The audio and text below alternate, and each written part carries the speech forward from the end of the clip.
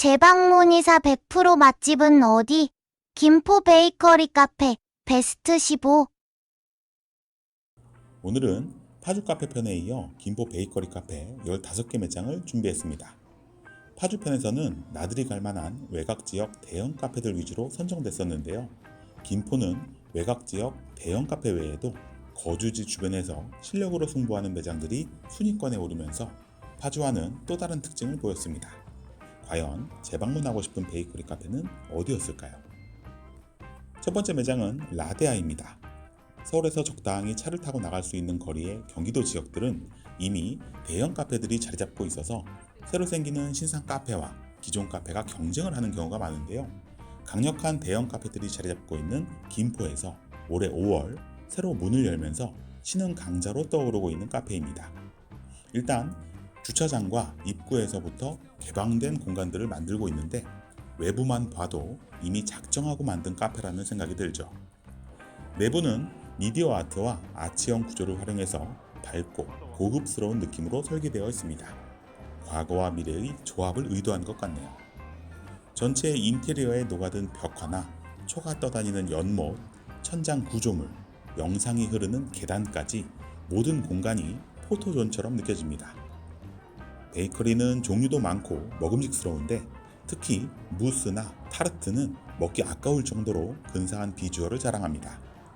아직 기존 대형 카페에 비해 리뷰 수는 적지만 벌써 내 외부 공간과 규모에 대한 긍정평가가 많아지고 있고 맛과 청결도에 대한 평가도 늘고 있습니다. 대형 카페인 만큼 공휴일과 주말 비중이 높아지는 특징을 보이네요.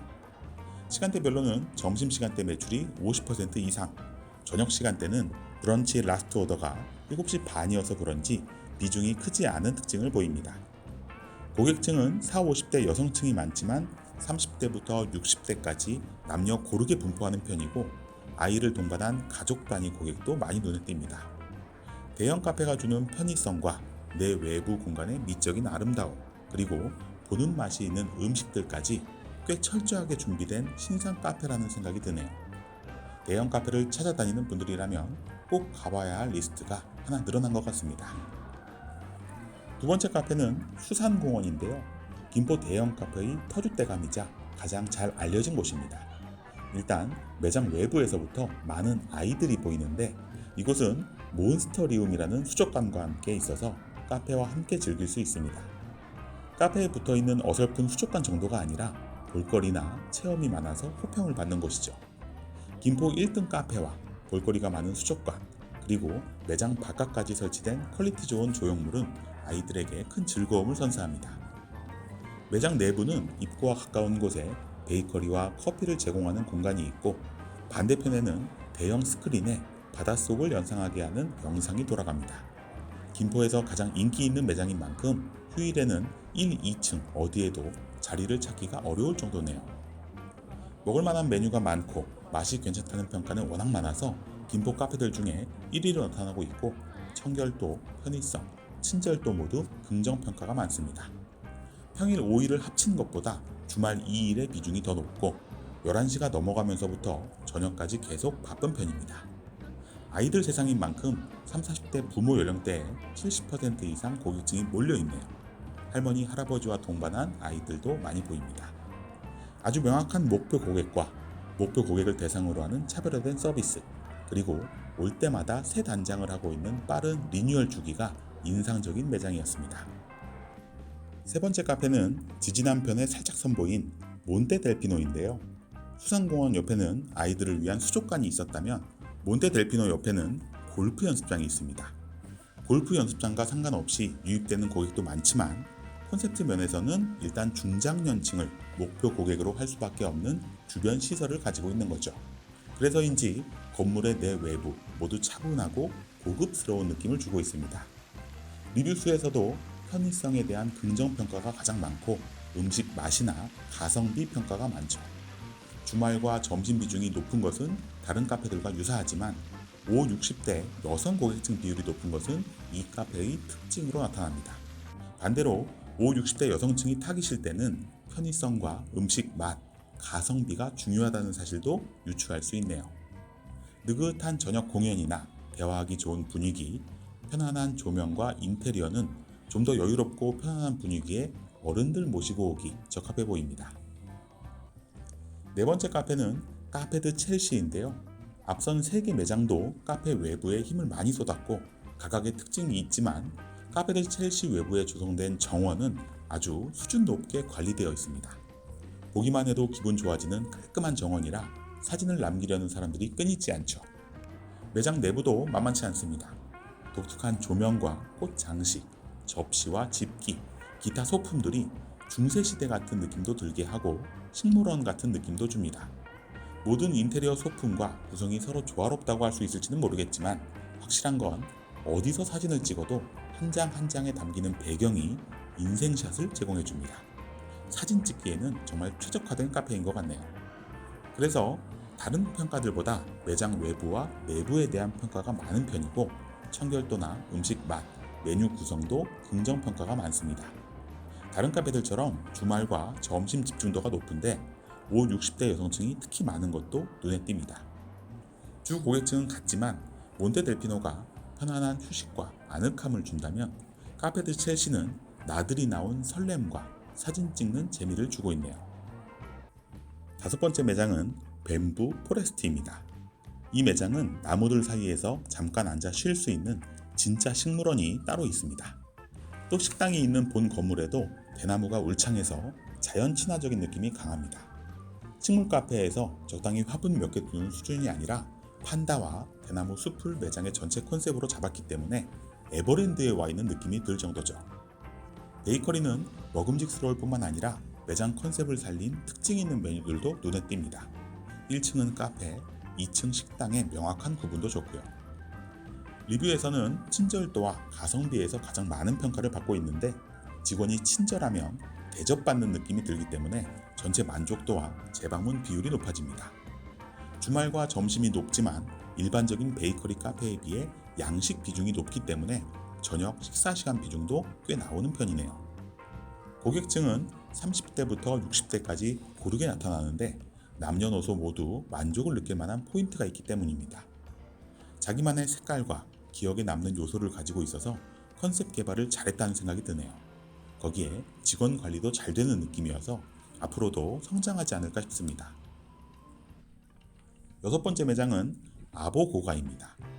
독일에서 열리는 세계적인 권위의 IF 디자인 어워드에서 건축 본상을 수상했을 정도로 건물 자체가 예술품 같은 느낌이죠. 다른 대형 카페들이 건물 외부에 신경 쓰거나 내부 인테리어에 신경을 쓴다면 아보고가는 건물 자체에 미적인 아름다움이 담겨 있습니다. 미로 같은 입구를 지나 매장으로 들어가면 건물 내부도 미술관 같은 느낌을 줍니다. 놀러 왔다거나 쉬러 왔다는 느낌보다는 감상하러 왔다는 느낌이 들기 때문에 매장 외관에 대한 평가가 많은 편이네요. 반대로 매장 외부에만 공들였다는 평가를 받지 않기 위해 커피와 베이커리도 신경 쓰는 모습입니다. 주말과 점심 비중이 높은 것은 다른 카페와 유사한데 안전상의 이유로 노키즈 존으로 운영되기 때문에 40대 비중이 낮고 20, 30대와 50대 비율이 높은 편입니다. 조용하고 우아한 분위기에서 대화 나눌 공간을 찾는다면 아보고가 카페가 적합해 보이네요. 일곱 번째 매장은 슬로 김포입니다. 예전에는 다른 상호로 베이커리 매장으로 운영되었는데 지금은 샐러드, 파스타, 리조또, 피자 같은 메뉴가 더해지면서 브런치에 가까운 형태를 띠고 있고 와인까지 더해지면서 다이닝을 추구하는 것 같기도 합니다. 베이커리가 진화할 수 있는 하나의 방향을 보여주고 있네요. 사실 이 매장은 대형 베이커리 카페인 것은 맞지만 발달한 지하철역 상권과 아파트 단지의 중간에 입지하고 있어서 외부에서 찾아오는 매장보다는 주변 거주민을 대상으로 하는 카페인데요. 그런 특징이 데이터에서도 잘 나타납니다. 일단 데일리 베이커리는 리뷰 수가 많지 않죠. 일상적으로 찾는 매장은 굳이 남들의 평가를 참고하지 않아도 내가 잘 알기 때문입니다. 요일별로는 주말에 몰리는 특징은 있지만 평일도 일정 비중 이상으로 나타나고요. 아침과 오후 시간대 비중도 올라오는 편입니다. 그리고 확실한 지표는 40대 여성층 비중이 높다는 것인데요. 제과류의 포인트가 있는 매장은 아이들 먹을 빵 구매로 인해 엄마들의 소비 비중이 높은 편입니다. 빵은 확실히 자리매김한 것 같은데 브런치 메뉴는 좀 더 확대와 개선이 필요하고 식품 판매나 와인은 전체 매장 컨셉이나 주 고객층과 적합도가 있는지 검토해 볼 필요가 있습니다. 여덟 번째 매장은 서울과 가장 가까운 고촌역 부근에 위치하는 설고단위입니다. 지하철역과 가까운 입지지만 매장 규모는 대형이라서 외부 고객과 주변 고객을 모두 유치할 수 있는 매장인데요. 외곽 지역이 아닌 상권에서 이 정도 규모로 이용할 수 있는 카페가 거의 없기 때문에 고객 유치에 유리한 환경입니다. 친절도나 가성비, 음식 맛에 대한 순위가 상대적으로 높은 반면 도심 입지라서 매장 외부에 대한 평가는 낮은 편이죠. 주말 집중도가 높지만 주변 고객도 유입되기 때문에 평일 비중이 있는 편입니다. 아침과 오후, 저녁까지 이어지는 특징도 나타나고요. 연령대는 고르게 나타나는 편인데 70대 이상 여성층 비중이 높다는 것도 주목할 만한 부분입니다. 매장 내부는 좌석 하나하나가 넓게 설계되어 있어서 편하게 시간을 보내기 좋고 날씨가 좋은 날은 루프탑도 괜찮습니다. 한 가지 보완한다면 영업시간을 단축해도 좋을 것 같고 현재와 같이 10시까지 운영한다면 저녁 시간대 이용 고객을 늘리기 위해 어떤 메뉴를 준비할지 고민이 필요해 보입니다. 아홉 번째 매장은 구례역에 위치한 호호브레드인데요. 구례역은 다른 상권에 비해 유흥가가 형성된 상업지 상권이면서 주변 거주민이 유입되기도 해서 김포에서는 가장 복합적인 성격을 갖습니다. 호호브레드는 상권의 성격과는 무관하게 주변 지역 젊은 엄마들의 사랑을 받고 있는데요. 구례역의 발달한 상권과 접근성을 10분 활용하고 있습니다. 일단 리뷰에서는 빵 종류가 다양하고 맛있다는 평가가 많습니다. 젊은 엄마들을 주 고객층으로 하는 만큼 친절하다는 평가도 크게 작용하고 있고요. 일요일이 휴무라서 토요일 비중이 높게 나타나지만 평일 이용 고객 비중도 높은 편입니다. 그리고 특히 주목해야 하는 특징은 시간대별 비중이 고른 점인데요. 베이커리는 아침부터 오후 6시까지 바쁘게 돌아가지만 저녁이 되면 빵이 떨어지면서 매출 비중이 크게 줄어드는데 호호브레드는 저녁 6시 이후 비중도 높게 나타납니다. 구례역 먹자골목의 활성화 시간이 저녁이다 보니 이 부분을 충분히 활용하는 것으로 보이죠. 고객층은 40대 여성이 가장 많지만 30대 엄마들의 비중도 높게 나타납니다. 컨셉이 명확하고 의도한 대로 고객이 유치되고 있는 모양새네요. 일반 빵들도 구성이 다양하지만 케이크나 빙수, 심지어 참기름까지 판매하는 고객 맞춤형 메뉴 구성과 메뉴 리뉴얼을 주기적으로 한다는 점도 이 매장의 매력을 높이고 있습니다. 상권 특성과 고객, 내 메뉴의 구색, 3박자를 조화시키면서 장사를 참 잘하는 매장이네요. 열 번째 매장은 풍무동에 위치한 팡뮤제입니다. 슬로, 설고단, 호호브레드가 각 지역에서 거주민을 대상으로 하는 것처럼 팡뮤제도 동네 주민을 대상으로 합니다. 입지는 영화관과 병원이 위치한 건물 1, 2층에 자리 잡고 있어서 연계성이 좋은데요. 일반적으로 제과점은 대로변 퇴근 동선이나 목적형 시설의 1층이 가장 좋다고 하는데 그런 조건을 갖추고 있습니다. 리뷰수가 많지는 않지만 여러 항목이 균형을 이루고 있고 병원을 찾는 고객의 연계성 때문에 평일 비중도 높게 나타납니다. 주거형 베이커리답게 아이들을 위한 놀이방을 따로 두고 있는데 이에 따라 30, 40대 여성 고객층이 많습니다. 매장 오픈 이후 베이커리는 지속적으로 개선되면서 맛이나 구성이 좋아지고 있는 평가를 읽을 수 있는데요. 이 매장에 필요한 솔루션은 커피 맛을 극대화시키는 전략입니다. 30, 40대 여성 고객층이 선호하는 커피 맛을 구현할 수 있다면 잠재력이 매우 높은 매장입니다. 11번째 매장은 카페 진정성인데요. 커피가 맛있다는 평가가 여러 리뷰들 중에 가장 상위에 오른 커피의 진심인 카페입니다. 일단 상호명이 앞으로 올 트렌드에 딱 맞는데요. 내년은 음식의 기본에 충실한 브랜드와 매장이 다시 각광받을 가능성이 높아서 이런 매장 컨셉은 트렌드 적합도가 높습니다. 커피 맛이 거기서 거기라고 하기에는 이제 소비자들의 수준과 입맛이 크게 상향 평준화됐고 취향도 다양해져서 커피 맛도 다양한 연구가 필요하거든요. 원산지에 따라 구수한 맛, 신맛의 선호가 갈리고 로스팅 기법도 다양해져서 카페 진정성 같은 다양한 선택지는 유리하게 작동합니다. 리뷰수는 좀 더 늘려야 할 것 같지만 맛과 구성에 대한 평가가 좋고 요일별로 꽤 고른 모습을 보입니다. 연령대별로는 커피 맛에 민감하고 편안한 분위기보다는 모던한 분위기를 선호하는 30대가 많은 특징이 있네요. 커피 품질을 높이고 싶은 매장은 카페 진정성의 커피 만드는 방식과 메뉴를 벤치마킹할 필요가 있습니다. 번외로 옆 가게가 유명한 코다리찜 전문점이기 때문에 연계 마케팅을 강화하면 5, 60대 고객까지 유치할 수 있는 시너지가 생길 수도 있습니다. 12번째 매장은 블랑제리 115입니다. 다른 베이커리 위주의 매장들이 젊은 엄마들을 대상으로 다양하고 새로운 빵을 무기로 한다면 블랑제리 115는 단팥빵, 맘모스빵, 크림빵, 소보로, 밤식빵 같은 예전부터 먹던 기본빵으로 승부합니다. 전국구 빵집들은 단팥빵이 유명한데 블랑제리 115도 비슷한 특징을 보이네요. 대형 카페도 아니고 역세권에 위치하는 주거 상업지도 아니고 드라이브 스루 같은 입지에 2개 매장이 위치하는데 입지 전략이 재밌습니다. 리뷰는 요즘 빵 물가에 비해 저렴하고 양이 많기 때문에 가성비에 대한 평가가 많고 메뉴 구성도 긍정평가가 많습니다. 데일리 빵집인 만큼 평일 비중이 높은 편이고 입지 특성상 오후 시간대 비중이 높은 특징도 보이네요. 20, 30대보다는 40대부터 60대까지 비중이 높습니다. 확실한 시그니처 메뉴가 있고 목표 고객 연령대를 높게 설정한 게 이 매장의 특징이네요. 카페용으로 확장한다면 커피도 좋지만 전통 차와 조합해도 효과가 있을 것 같습니다. 13번째 매장은 근린공원인데요. 앞서 살펴본 라데아, 몬테델피노, 카페 진정성까지 비슷한 라인에 위치한 또 하나의 대형 카페입니다. 대형 카페가 처음 생기던 무렵에는 매장이 큰 게 특징이었고 건물의 내외관이 예쁘고 주차, 좌석, 화장실이 편리해서 손님을 끌었다면 이제 더 크고 편리한 경쟁 카페들이 생기면서 구도가 바뀌었는데요. 이런 경쟁 환경에서는 크게 앞서 나가는 한 분야가 있어야 살아남을 수 있습니다.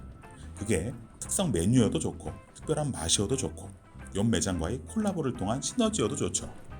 근린공원은 포인트가 아직 식물 카페라는 인테리어와 분위기에 있는 것 같은데 조금 더 뾰족한 무기가 필요해 보입니다. 리뷰는 규모와 편의성, 인테리어에 맞춰져 있는데 점점 음식 맛에 대한 평가가 올라오고 있네요. 여기서 특성 있는 메뉴가 추가되어 메뉴 구성에 대한 평가가 올라오면 매출 증대에 도움이 될 것 같습니다. 주말과 점심이 높은 특징에 연령대는 고르게 나타나는 편인데 매출이 늘고 있을 때는 고른 연령대가 좋지만 매출이 정체기에 접어들었을 때는 특정 고객층을 타깃으로 하는 것도 필요합니다. 내 외부 하드웨어는 충분하니 메뉴 구성에 변화를 줘서 소프트웨어를 보강하면 대형 카페 경쟁 구도에서 살아남을 수 있을 것 같습니다. 14번째 매장은 포레리움입니다. 넓은 정원이 있는 카페로 유명했는데 1층 미디어 아트존, 아이들을 위한 별도의 볼풀장이나 옥상 미로공원, 또 2층은 노키즈존으로 공간을 분리하고 있죠. 훌륭한 전략이라고 생각합니다. 공간이 넓은 매장일수록 구역을 나눠서 별도의 특징을 부여하고 비슷한 성격의 고객층을 밀집시키는 것은 고객 만족도를 끌어올리는 좋은 전략이거든요. 계속 변하는 공간 구성이 새로움을 주기도 하고요. 예상대로 매장의 내외부 공간에 대한 긍정평가가 많고 메뉴에 대한 평가, 친절도와 청결도 평가도 준수한 편입니다. 주말 비중이 평일에 비해 월등히 높고 점심과 오후 시간에 손님이 몰리는 경향이 나타나네요. 매장 개편 전에는 30대 집중도가 높았는데 아이들을 위한 공간이 늘어나면서 점차 가족 단위 고객도 늘고 있는 것 같습니다. 이제 마지막 퍼즐은 음식 맛과 구성이겠죠. 아이들이 먹을 만한 메뉴는 많이 늘어난 것 같은데 물리적 공간을 분리한 만큼 메뉴도 어른 메뉴, 아이 메뉴를 구분해서 노출하면 효과적일 것 같습니다. 끊임없이 변화를 시도하고 공간을 재해석하고 활용하려는 모습은 훌륭하네요. 마지막 15번째 매장은 하이테이블입니다. 호우브레드와 같이 구례역 상업지 상권에 위치하는데 지금까지 봐온 외곽지 대형 카페도 아니고 주거지 베이커리도 아닙니다. 나이트클럽과 같은 건물에 있어서 주점과 연계되는 24시간 카페죠. 흔한 유형은 아니지만 주변 상권과 입지 특성을 가장 잘 활용하는 매장입니다. 밤 늦게까지 하는 유흥 상권에는 해장국이나 포차 같은 업종만 연계된다고 생각하는데 베이커리 카페도 24시간 운영으로 시너지를 낼 수 있다는 걸 보여줍니다. 물론 일반적으로 통용되는 업종은 아니지만요. 데이터 분석 결과로도 색다른 특징이 나타나는데 주말과 저녁 시간대, 심지어 새벽 시간대 매출 비중이 점심보다 높은 특징을 보입니다. 20대와 30대 남성 매출이 집중된 것도 재미있는 특징이네요. 이런 틈새 전략은 자주 많이 볼 수는 없지만 상권에서 필요로 하는 가려운 부분을 긁어주면서 정착하는 경우가 종종 있습니다. 해장 음료나 빙과류를 강화해도 좋을 것 같네요. 오늘은 김포 카페 15개 매장을 둘러봤습니다. 외곽에 위치한 대형 카페, 거주지 주변의 베이커리, 또 드라이브스루 같은 형태나 상업지에서 24시간 운영하는 형태까지 다양한 유형을 살펴볼 수 있었습니다. 각자의 매력으로 고객을 유치하는 전략이 흥미롭죠. 그리고 발견하셨을지 모르겠지만 옆 매장과 상권 특성에 따라 매장 운영 전략을 다르게 가져가는 모습도 나타났습니다. 상권이나 옆 매장과 시너지가 나는 구성을 하면 유리하다는 것도 알 수 있었죠. 모두 흥미롭고 똑똑한 전략으로 운영되고 있지만 개인적으로 재방문할 것 같은 매장을 3개 뽑으라면 카페 진정성, 호호브레드, 수산공원을 뽑겠습니다. 커피 맛으로는 카페 진정성, 빵 맛으로는 호호브레드, 그리고 대형 카페가 가진 일반적인 특징 외에도 체험과 재미 요소를 더한 수산공원은 특이성이 있기 때문입니다. 연령대와 선호하는 분위기, 카페를 찾는 동반 인원과 목적이 다르니 취향과 상황에 따라 매장을 선택해보는 것도 좋을 것 같네요. 다른 지역 카페 투어도 계속 이어질 예정이니 기대해 주시기 바랍니다. 여기서 인사드려야겠네요. 상권 읽어주는 남자 주일장이었습니다. 좋아요, 댓글, 구독, 알림 설정.